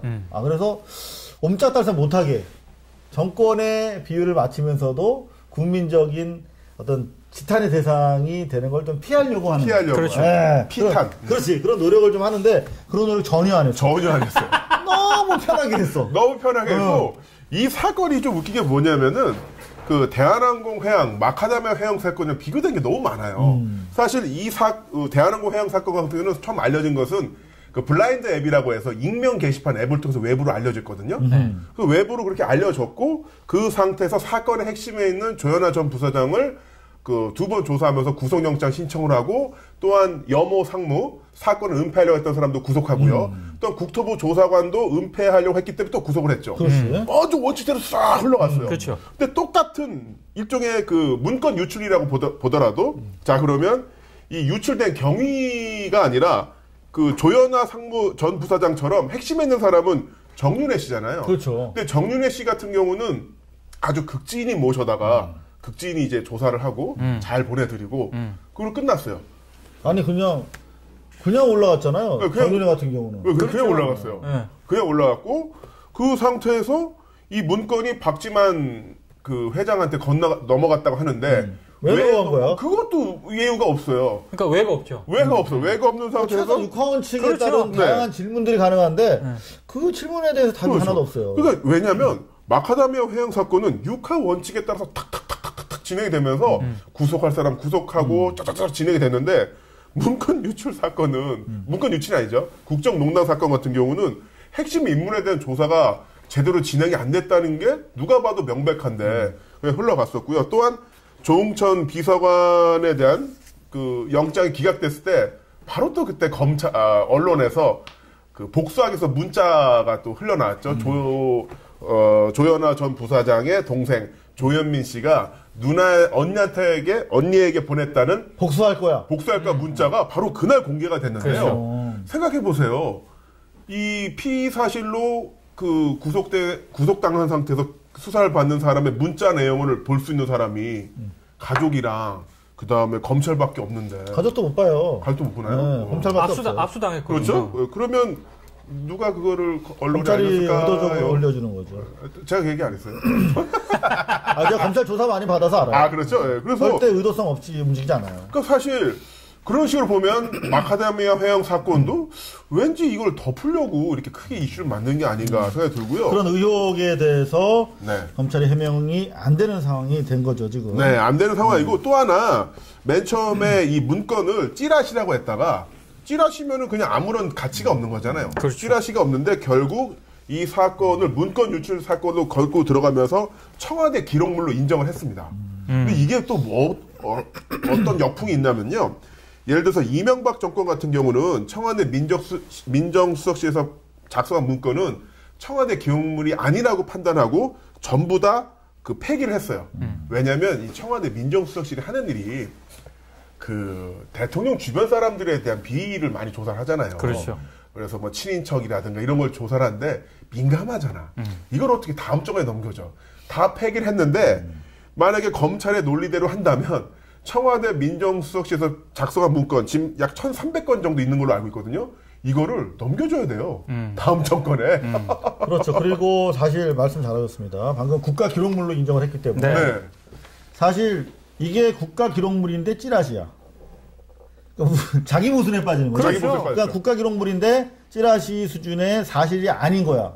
그럼 사실은 동시에 사실이 아닌 국가 기록물을 작성한 경우에 또 이 처벌 조항이 있더라고요. 네. 그러니까 그 부분에 또 의율하지 않은 거야. 그렇죠. 그러니까 한마디로 손발이 너무 맞지 않는. 아까 이상우 기자 말씀하신 것처럼 최선의 면피를 위한 논리적 탈출구도 만들어두지 않은 상태에서 논리 개발을 안 했어. 막 던졌다. 그리고 만약에 이 논리대로라면 박근혜 정부의 민정수석실이 작성한 박근혜 정부 정권의 최상단에 있는 주변 친인척에 대한 비위 내지는 찌라시 1,300건 이상을 바로 다음 정권에 넘겨줘야 한다라는 어마어마한 그렇죠. 이 논리에 빠지는 거거든요. 그런 거 보면 참 이명박 전 대통령 일 잘하셨네. 그거 다 파기하시고 서류. 썰렁하다야. 죄송합니다. 왜냐면 이게 농담을 안 받아들이는 게 우리 시청자분들은 진짜 싫어하더라고요. 그럼. 죄송합니다. 자, 근데 황교안 법무장관이 여하튼 이번에 또 있으시죠? 이거 잘 처리했다고 그래가지고 비서실장 하마평이 있어요. 그렇습니다. 그러니까요. 올라가신다는 얘기도 있더라고요. 근데 이분이 사실은 방금 말씀하신 네네. 것처럼 비서실장 사실 유력한 것 같아요. 저희가 취재하기로도. 그런데 과거에 법무장관의 하마평이 오르내릴 때도 네네. 사실 삼성이 사실상 정관계를 지배하고 있다고 해도 과언이 아닌 나라에서 삼성한테 결정적으로 잘 보인 게 있어요. 그러니까 이번에는 청와대 가이드라인을 단 한 발자국도 벗어나지 않는 그렇죠. 모범 답안, 엉터리 안전운전. 모범 답안을 만들었는데 과거 10년 전에도 관계 있지 않습니까? 관계 있죠. 삼성 엑스파일 당시에 청와대에서 똑같은 하명을 받아요. 당시 노통으로부터. 삼성 엑스파일은 대선 직전에 삼성이 자기네 기업의 이익을 위해서, 사주의 이익을 위해서 수백억을 돈을 당시 여야 대통령 후보에게 살포하고 나아가서 이를 단속해야 될 검찰 수뇌부에도 정기적으로 상납한 내용을 담고 있는. 그때 안기부 미림팀이 그것을 도청을 했다가 그렇죠. 이제 배제가 되면서 그분이 이제 흘러나왔어요. 그렇죠. 근데 그걸 제가 입수했어요. 보도했어요. 그런데 당시 노통께서는 뇌물 부분에 대해서는 바로 그 다음날 뇌물 부분보다는 도청의 핵심을 두고 수사해야 된다. 라고 사실상 검찰 수사 가이드라인을 제시합니다. 그리고 이상우 선배는 전과자가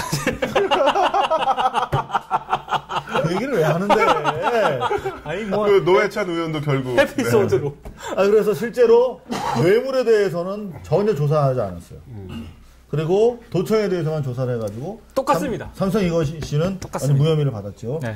똑같이 처리를 했어요. 그래서 저는 법무장관 되면 절대 안 된다라고 인사청문회에서 바로 황교안 씨 옆에서 제가 증언을 했습니다. 함께 보시죠. 엑스파일을 제가 수십 번 집에서 마치 이 라디오를 켜고 이렇게 옛날 단파 라디오 듣듯이 수십 번 들었는데 대한민국은 민주공화국이 적어도 그 테이프 속에서는 아니었습니다. 무슨 말이냐면 대선 여야 후보들에게 적어도 그 대화 속에서 나오는 것만 해도 100억대 이상의 뇌물들이 전달이 되고 있습니다.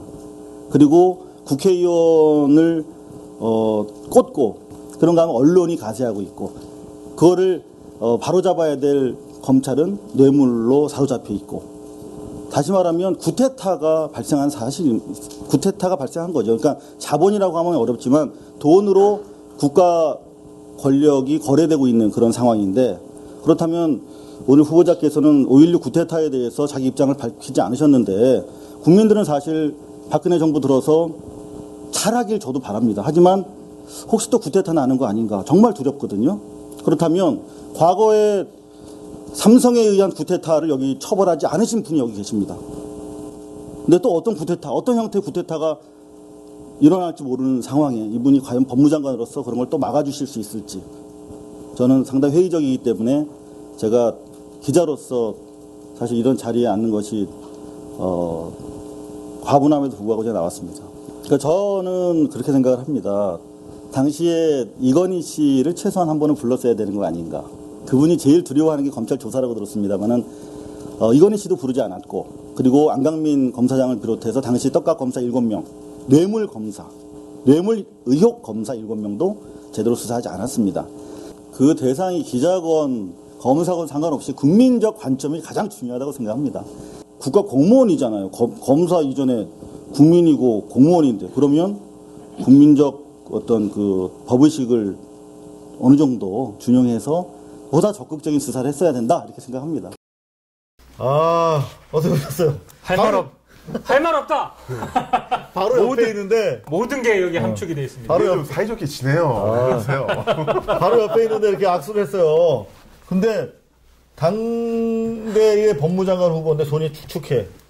그래요? 네. 그래서 저 아무리 제가 미디어 와치독이지만 바로 옆에 있는데 사람이 이런 내용을 사실 낱낱이 고발하기가 네. 사실 저로서도 사실 못할 짓이었는데, 이렇게 잘 될 줄 알았으면 좀 비서실장까지 할 줄 알았으면 그러니까 잘할 걸. 자, 한기환 씨. 네, 이분이 그런데요. 2013년에 법무부 장관 취임할 때 취임사에서 이런 이야기를 합니다. 공평하고 균형 있는 법 집행이 필요합니다. 모든 정책과 법 집행은 항상 국민의 눈으로 보아 공평하고 균형 감각이 있는지 살펴서 국민들이 믿을 수 있다는 평가를 내릴 때까지 부단히 고쳐나가야 합니다라고 취임사에서 하셨는데, 과연 지금의 이 검찰 발표에 대해서 과연 국민들이 그렇게 판단하실지는 정편에서도 완전 쌩까버리던데. 일반 국민들은 물론이고, 네. 우리 인류 국민들이 보시는 중편까지. 네. 그럼 수정을 좀 하셔야 되는 거 아닌가요? 아니, 육하 원칙에 있어서 왜가 다 빠져 있어요. 왜 했냐고, 그럼 이 사람들은 왜. 저희가 황교안 씨를 모시고 이야기를 나눠봤습니다. 네. 재밌었어요. 네, 그렇습니다. 네. 이상우 기자님이 또 심한 말씀 많이 해주셔가지고. 이쪽으로 돌려야지. 나는 저 오늘 좀 멀리 떨어져 있어야겠다. 점점 왜 이렇게 수위가 세지지, 우리? 안 그러면 안 보셔. 진짜 정말. 오늘 과연 방송 나갈 수 있을까요? 자, 그러면은 소송에 우려가 없는 청정한 꼭지입니다. 그럴까요? 그럴까요? 왜? 아니입니다. 예. 자, 이번에. 최민수 씨도 위험해? 최민수 씨 이야기하면서 다른 격가지가 또 항상. 그렇습니다. 여하튼 다 지난 일입니다. 네. 최민수 씨. 네, 최민수 씨고요. 네. 작년이죠. 작년에 12월 30 서울 마포구 상암동 MBC 신사에서 펼쳐진 2014 MBC 연기대상 시상식에서 황금 연기상 수상자가 됐습니다. 황금 연기. 네, 그러니까 가장 최고 연기를 선보인 연기자로 수상이 됐는데 수상을 거부했어요. 거부하면서 어떤 코멘트를 남겼냐면은 아직도 차가운 바다 깊숙이 갇혀있는 양심과 희망에 대한 최소한의 도리라고나 할까요? 법과 상식이 무너지고 진실과 양심이 박제된 이 시대의 말입니다. 라고 하면서 이게 지금 세월호와 관련돼서 그렇죠. 이야기를 한 거예요. 네, 그래서 거기에 대해서 기자들이 맞다. 당연히 슬픔이 특별하게 받아들이는 게 이상한 거 아닌가. 국민들 모두의 가슴속에 슬픔이 아직도 자리 잡고 있고 나 역시 그중 한 명이다. 상식적인 게 비상식적으로 비치는 세상이 안쓰럽다라면서 이분이 이제 드라마에서 그 안전 담당 검사로 나와요. 그러니까 자신의 캐릭터로 그대로 빙의해서, 이것도 또한 최민수 씨 특유였던 스타일인데 그대로 빙의해서 안전을 책임지는 검사 입장에서 아이들이 아직 물속에 있고 원인 교육도 못하는데 내가 그 상을 받을 수는 없다라고 MBC 황금 연기 대상 받는 걸 거부를 하신 거죠. 그래서 업인물로 선정을 하셨군요. 네. 업인물을 선물했고요. 이분도 약간 그 언론 피해, 그렇죠. 기레기 언론의 피해자예요. 네, 그래서 한번 이야기를 드릴까 하는데. 최민수 씨가 워낙 이제 방금 보신 것처럼 스타일이 강하신 분이기 때문에. 그렇죠. 보통 기자들한테 좀 굽히거든요. 연예 기자들한테. 근데 안 굽히고. 안 굽힙니다. 그러다 보니까 막 찍히는 거지. 그렇죠. 그 최민수 씨가 그 이렇게 개념 있는 발언을 했다고 해서 많은 매체들이 칭찬하는 류의 기사를 많이 썼는데 그 기사들의 상당수가 2008년 4월 21일 날 일어났던 최민수 폭행 사건. 여기서 어떤 식으로 기사를 썼냐면은 최 씨는 차에 앉은 상태에서 주변 향해 큰 소리로 마구 욕을 퍼부었다. 70대 유 씨를 폭행했다. 워커발로 밟았다. 칼로 위협했다. 헐. 최 씨는 유 씨를 매단 채 200m, 300m를 질주했다. 100km를 달렸다. 매달고? 그래서 이 기사가 뭐냐면은 2008년 4월 21일 날 최민수 씨가 운동을 하고 이태원 그 소방서 골목으로 내려오다가요. 여기서 주차장에서 뭔가 그 이견이 사건이 있었습니다. 뭐냐면 주차장 앞에 불법 주차된 차량을 견인해 가려고 그 견인차와 그 다음에 그 주차장을 이용하고 있는 갈비집 사장님. 너 그때 옆에 있었니? 저도 사봐봤죠. 70대 사장과 막 싸우고 있었어요. 70대 이 사장님은 그 지역 유지였어요. 근데 이 사람들이 싸우면서 길이 막혀 있다 보니까 이 진행이 안 되는 거예요. 근데 최민수 씨가 또 의협심이 있어서 내려서 이거 좀 이러시면 안 되죠. 정리 좀 하려고 했어요. 그래서 차를 견인하게 되니까 이 할아버지가 최민수 씨에게 달려들어서 이 와이셔츠 셔츠를 다 뜯어냈어요. 근데 이게 쌍방폭행이 된 거고요. 근데 최민수 씨는 이 상황이 달갑지 않으니까 사무실 안에 들어가서 이제 종결을 하려고 이제 됐잖아요. 이제 그만합시다라고 종결을 하고 차에 탔어요. 차를 타고 출발을 했는데 이 할아버지가 보네트에 올라탔어. 올라타니까 이 사람 떨어지면 안 되니까 몇 미터 가면서 갓길에 차를 세웠어요. 그렇겠지. 이게 끝인데 이게 일파만파로 퍼지면서 그 모 인터넷 매체가 실명 보도하면서 최민수 씨 같은 경우는 당시에 400억 원 규모의 한미일 합작 영화 스트리트 오브 드림즈 출연 무산됐고요. 드라마 한강 출연료 미반납을 이유로 두 번에 걸쳐 피소됐었고 당시에 촬영하던 스타쇼 최수종 박수홍이 진행하는 더 스타쇼 녹화도 취소가 됐습니다. 그리고 산속으로 들어갔죠. 그러고서 어마어마하게 3년 동안 방송 출연 못 하게 됐는데 여기가 바로 그 사건이 났던 현장입니다. 진짜? 자, 여러분들 이 소방서 골목 사거리 아시죠? 이태원. 여기서 시속 100km로 달릴 수 있어요? 절대 불가능하죠. 여기서? 못 달려요. 그리고 여기서 시속 100cm도 어려워. 여기 소방서 골목 사거리고 다 CCTV 있잖아요. 생각해보세요. 최민수 씨가 아무리 꼴통이라고 한다고 하더라도 물론 그런 건 아니다만 70대 노인을 차에 매달고 300m 달릴 수 있겠어요 여기서? 사람들 다 보고? 그렇죠. 만약에 그런 게 있었다면 누가 다 사진 동영상을 찍었겠죠. 그러니까 이거는 다 사실 무근이었고요. 이 사건은 결국 3달 뒤에 무혐의 판정이 났습니다. 무혐의는 뭐냐면 아예 그런 일이 없었다는 거죠. 없었다는 것이고 이런 증거불충분도 아니고 하여튼 무혐의고요. 그리고 그 70대 노인 유 씨도 내가 기억이 나지 않는다. 뭐 워커발로 밟혔다라든가 두드려 맞았다든가 이런 게 없었다고 이야기를 했고요.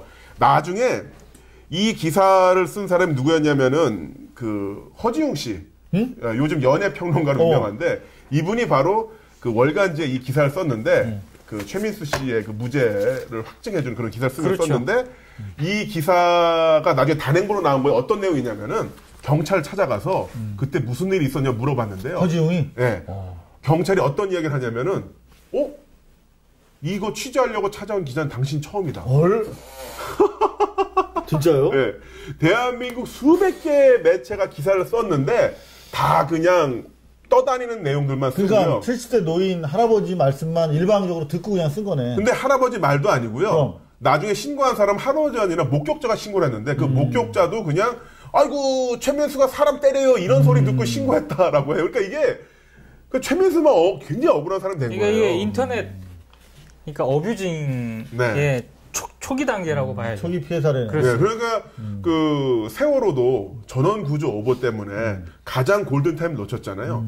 뭐 거기에 비교하기는 좀 그럴 수도 있습니다만 최민수라는 한 사람의 인격도 그 사실 보도를 하는 매체가 하나도 없었기 때문에 이분 같은 경우는 필모그래피라든가 드라마 출연 경력을 보면 2008년부터 3년 정도가 없어요. 야, 공백이 있네. 네.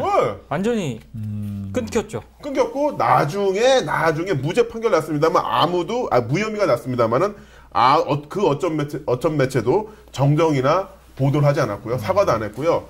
3년인가 지나서 MBC에서 다큐멘터리로 이분의 산속 생활을 내보내주면서 그제서 이제 시청자분들, 국민들이, 시민들이 마음의 문을 열기 시작한 거죠. 근데 사실 그 다큐멘터리도 저 봤는데 네. 그 다큐멘터리에서조차도 사실 방금 김남훈 씨가 얘기했던 것처럼 현장을 생생하게 그렇죠. 당시 억울함을 해소해 주지 못했어요. 근데 정말 우리 최민수 검사님, 민수 형이 보시고 야, 너 남훈이한테 너 전화 오겠다, 야.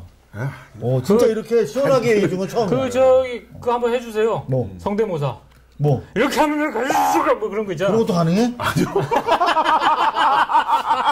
진짜 진정한 예능인인 줄 알았다. 네, 근데 하여튼 그렇습니다. 그래서 기자분들이 좀 잘 좀 해줬으면 좋겠어요. 이게 뭡니까 이게? 여하튼 사람을 살리기도 하고 네. 죽일 수도 있는 게 바로 팬의 힘이고 기자들의 일입니다. 그래서 더구나 더 팩트에 대한 엄정함이 필요한데요. 최민수 씨의 억울함 사연을 통해서 저희가 다시 한번 확인해 볼 수가 있었습니다. 세월호는 정말 언론에 의해서 조작된 진실, 억울함의 세계에는 정말 세월호는 도처에 있었군요. 자, 오늘 2년 만에 다시 만났어요, 저희가. 작년 크리스마스 때 반짝반짝 트리 켜놓고 만나고 1년 만에 녹슬지 않았네요, 역시 우리가. 네. 어떠셨나요? 뭐 역시 재밌었고요.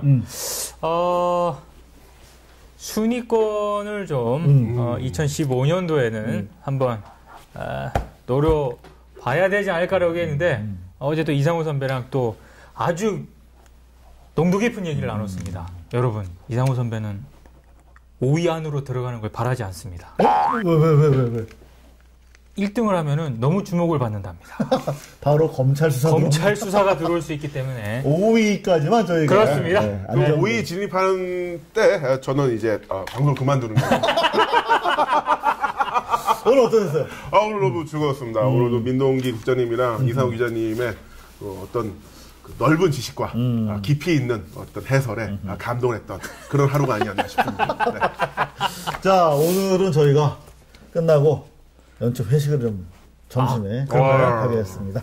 전 세계 흩어져 계신 우리 국내외 동포들 빼앗긴 알 권리를 회복하는 그날까지 상해 임시정부는 계속됩니다. 15회 마치도록 하겠습니다. 감사합니다.